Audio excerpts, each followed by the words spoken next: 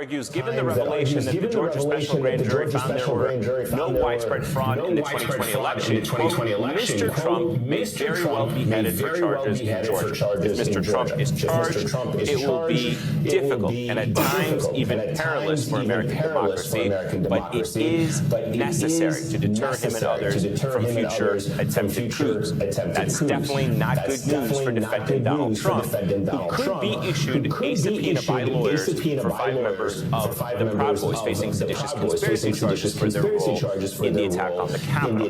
The New York Times reports, quote, the lawyers are hoping to elicit testimony from Mr. Trump that could persuade the jury that he, rather than their clients, instigated the crowd that stormed the Capitol on January the 6th. It remains unclear whether Judge Timothy Kelly, who's overseeing the case, will allow the subpoena. As one lawyer told NBC News, Donald Trump called on patriots to stop the steal. We're calling on Donald Trump to take the stand. Joining us now is Glenn Kirshner, former federal prosecutor and host of the Justice Matters podcast, and Jill Wine-Banks, who served as an assistant Watergate prosecutor. Both are, of course, MSNBC legal analysts. It's great to have both of you with us. Glenn, I'll start with you. The January 6th defendant tried to subpoena Trump, but was unsuccessful. We know that. How likely is it that the Proud Boys will succeed, and how significant would getting Trump's testimony be? Because even if he were to go along with this, it's really hard for me to imagine him taking the stand and saying, yes, I'm the one who instigated it. I'm the one who called for them to go there. Right, and the Proud Boys could put him on as a hostile witness and ask permission to cross-examine him and try to wring it out of him. But Eamon, it is extraordinarily unlikely Donald Trump will testify. And here's why. This is a circumstance that happens not infrequently in criminal trials. I call it the battle of the constitutional rights. The Proud Boys absolutely have a Sixth Amendment right to compel witnesses in their defense, to use the power of the subpoena to force witnesses to come in and testify. The thing is, the witnesses, Donald Trump, retain their Fifth Amendment right against self-incrimination, and Eamon, Donald Trump inarguably has a Fifth Amendment right against self-incrimination in connection with the insurrection. We also know he knows how to use his Fifth Amendment right. He invoked it more than 400 times up in New York in the New York Attorney General Tish James case. So when that happens, when you have the battle of the constitutional rights, what will happen is the witness will come in with counsel, will invoke his Fifth Amendment right, not in front of the jury, just in front of the judge. The judge will excuse the witness, and the Proud Boys have no way to force or compel Donald Trump to waive the Fifth Amendment privilege and testify. So I do not think we will see Donald Trump hit the stand in the Proud Boys trial as much as we would love to see him cross-examined by prosecutors. Yeah, in my head I was thinking more it would be like that scene from A Few Good Men where he's like, I ordered the code red, I ordered the code red. Telling the Proud Boys, yeah, I said go to the Capitol. I don't think we're going to get that as much as we want to. Jill, the legal experts who wrote the New York Times op-ed believe indictments against Trump are likely in Georgia. That is the case everyone's focusing in on right now. It just depends on whether Bonnie Willis takes a narrow or broad approach that could include RICO charges. What is your take? What is the play here? She has a choice between those two, and she has been very successful with RICO, racketeering and corrupt organization charges. And there is an appeal to that because juries like to see the big narrative. They like to understand how it fits in with something, not just a small crime, but a major conspiracy to take down just election results. So I think she might go with the broader one. I think the more important question is, when is this going to happen? And there's a new grand jury, regular grand jury, that can return indictments that will be seated March 1st. And I think it's going to happen shortly after that. She will present the findings of the special grand jury that we've seen come out this week. And it won't take that long to present it. The only holdup may be because of the paragraph that we saw in the report that says that we believe that perjury was committed.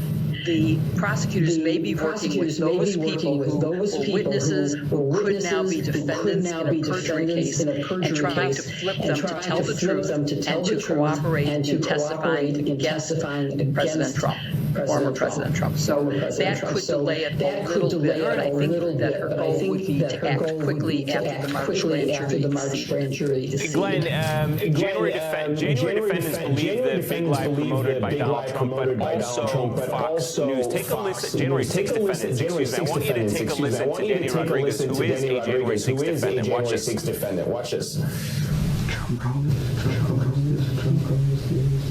Tell me about that.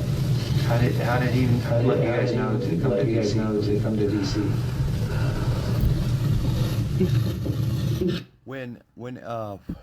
What does the Bible say? We're healed by stripes. Obama government, they would try to present to me that they are the kingdom of heaven. Often on stream where the news websites that I watch MSNBC or Fox on, they often put liver cancer or liver disease, right? Liver disease, they're selling it. Oh, you're sick. Does that seem like God? Does that seem like the Most High God would sell an advertisement saying, oh, your liver's fucked, you're dying? Does that seem like something God would do? Please. No.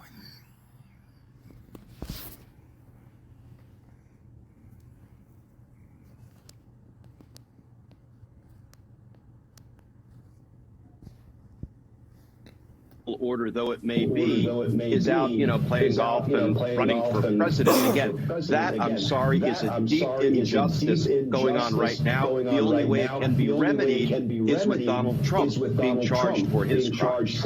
Yeah, we'll see if Jack Smith will be able to do anything about that. Glenn Kirshner, Jill Weinbach, thank you so much. Greatly appreciate your time and insights this evening. When we come back, 20 years ago, an inmate at Sing Sing Correctional Facility who claimed he was innocent wrote to ask an NBC News investigative producer to look into this case. What happened next is the subject of NBC News' first original podcast, which drops Monday, and the producer who received that letter 2 decades ago will tell us what happened next, right after this.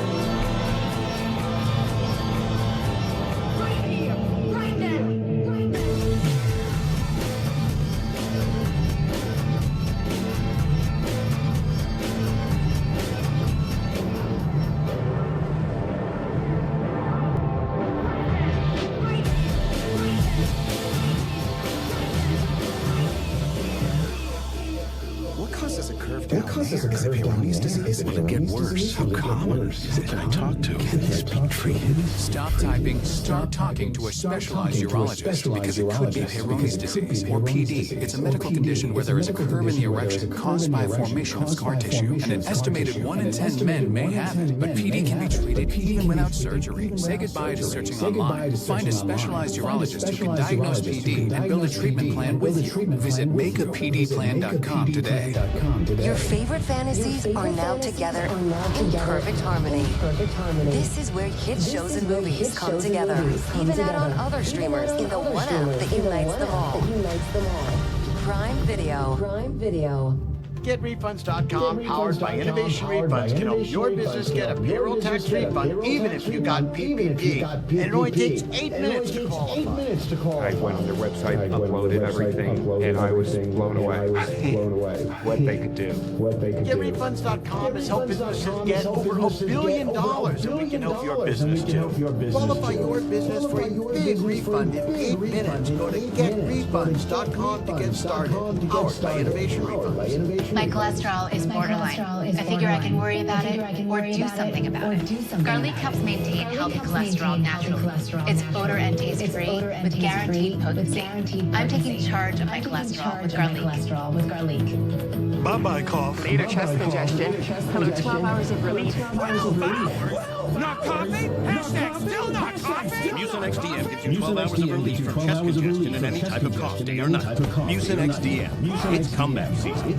For back pain, I've always been a take 2 and call in the morning guy. But my new doctor recommended Salon Plus. Without another pill upsetting my stomach, I get powerful, effective, and safe relief. Salon Plus. It's good medicine. It's 2023. Moderate to severe eczema.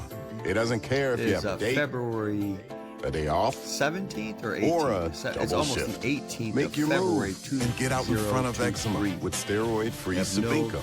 Not an injection. Sabinco is a once-daily pill for adults who didn't respond to previous treatments. And it's proven to help provide clearer skin and relieve itch fast. Sabinco continuously treats eczema whether you're flaring or not. Sabinco can lower your ability to fight infections, including TB. Before and during treatment, your doctor should check for infections and do blood tests. Tell your doctor if you've had hepatitis B or C, have flu-like symptoms, or are prone to infections. Do not take with medicines that prevent blood clots, serious, sometimes fatal infections, lymphoma, lung, skin, and other cancers. Serious heart-related events and blood clots can happen. People 50 and older with heart disease risk factors have an increased risk of serious heart-related events or death with JAK inhibitors.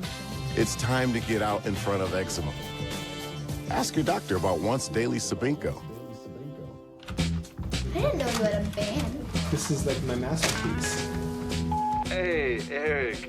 It's Dave. I'm actually going to be in town in a couple of weeks. I'd love to see you, brother. I know it's been a while. So good to see you too. I got a couple of surprises for you. Okay. Oh, wow. It says on my phone 10:51 p.m. In the perfectly personalized. The 17th, February 17th. We'll go to clock. And it's 10:52 p.m. in New York. Okay. Go back to MSNBC live stream. Personalize this.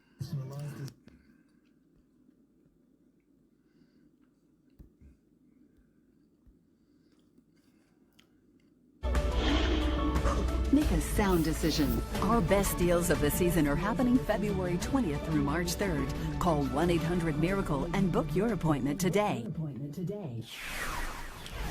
The Innocence Project estimates about 20,000 people in America are currently incarcerated for crimes they did not commit. Rarely do these people get to prove their innocence, and even more rarely do their cases garner national attention. But this Monday, NBC News Studios will be releasing its first original podcast, Letters from Sing Sing, telling the story of John Adrian J.J. Velasquez, a man formerly imprisoned at New York's notorious Sing Sing Correctional Facility for more than 23 years for a murder he says he did not commit. JJ was convicted of murdering a police officer in 1998 when he was 22 years old. He spent the next 2 decades of his life not only maintaining his innocence, but seeking to prove it. One of the people he reached out to was an investigative producer for NBC News, Dan Slepian, who was also producing stories about wrongful convictions for NBC's Dateline at the time.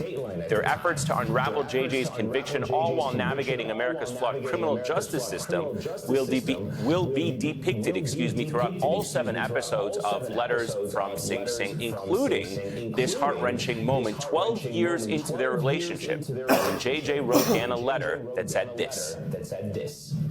I am not simply innocent. I am clearly innocent. Everyone knows this. I'm writing this letter suffocating in this tiny-ass cage. I want to scream so loud, but it won't make any sense because I'm not being heard. The craziest part of it all is that I may have to die before anyone really cares about what's actually happening. Do I have to jump off a prison tier with a noose around my neck to get people to realize that wrongful convictions are a slow death? In 2021, at age 46, JJ Velasquez was released from prison after his sentence was commuted by former New York Governor Andrew Cuomo. He has not yet been exonerated of his crimes, but he did have the opportunity to participate in a presidential forum with President Biden to discuss his incarceration, during which he received an apology directly from the president. On behalf of all society, I apologize for it.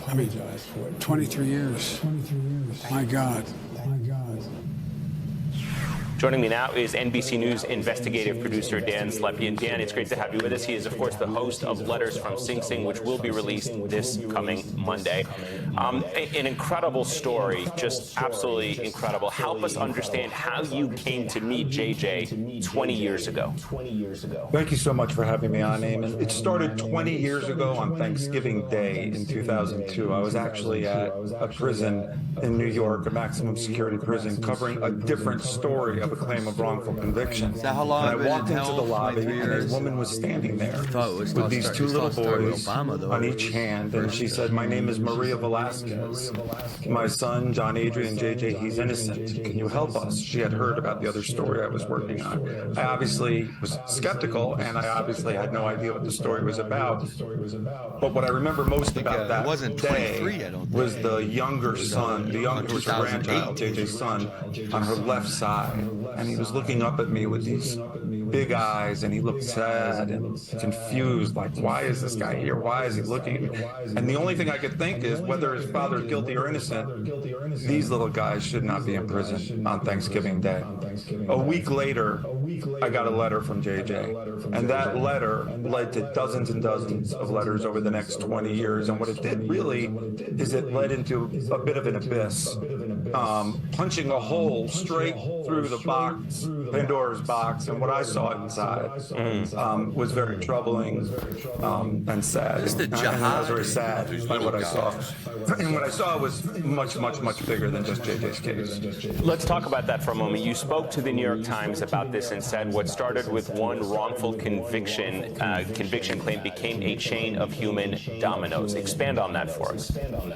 I'm sure this guy. So when I first met JJ, I didn't know if he was innocent or guilty, and on his internet. It took me 20 years. This echo chamber, talking about jumping off the second tier and hanging himself. For him to get out. All over targets, we want them to think that way. I would visit him often, and we would talk. And he would vet cases on the inside. Like, he was a one-man innocence project on the inside of Sing Sing. So he would say, "You really got to go talk to Eric Glisson." I looked at his case, he's innocent. And I'm like, "Another one?" And for each one that he told me about was true. And I did stories on each one of those people, and they got out. JJ was directly responsible for getting 3 other innocent men out of prison. And he was the last one to get out.